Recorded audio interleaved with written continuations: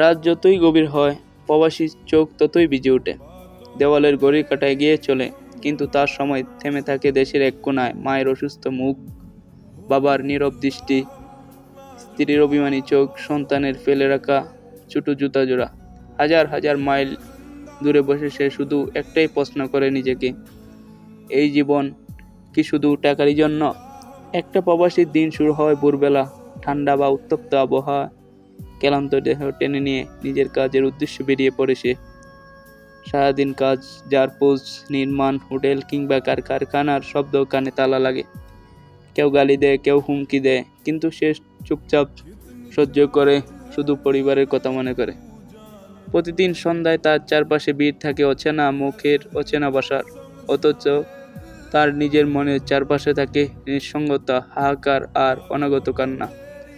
দেশে ফোন করে যখন মায়ের কাফা গলা শুনে, তুই খেয়েছিস রে বাবা, তখন বুকটা হু হু করে ওঠে। সন্তানের কণ্ঠে যখন শোনা যায়, বাবা তুমি কবে আসবে, তখন নিজের চোখের জল লুকিয়ে বলে, খুব তাড়াতাড়ি বাবা।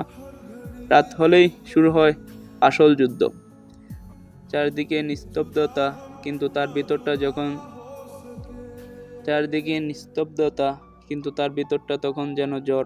খালি বিছানায় শুয়ে সে ঘুমাতে পারে না, কারণ ঘুম তার কাছে বিলাসিতা।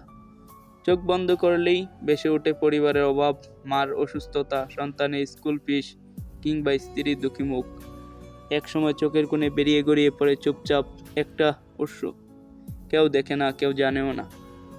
লোকেরা ভাবে প্রবাসীরা রাজা, ডলার কিংবা পাউন্ড কিংবা রিয়াল ভাষা তারা, কেউ জানে না তারা কতটা না পাওয়া নিয়ে বেঁচে জীবনের সোনালি সময়টা অন্যের মাটিতে ফেলে আসতে হয় তাদের। নিজ জন্মভূমিতে মরে পড়ে থাকে শিকড়, আর তারা বেঁচে থাকে একটা অচেনা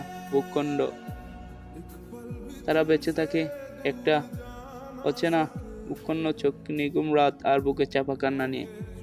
তবুও সে বাঁচে পরিবারের মুখে হাসি ফোটানোর আশায়।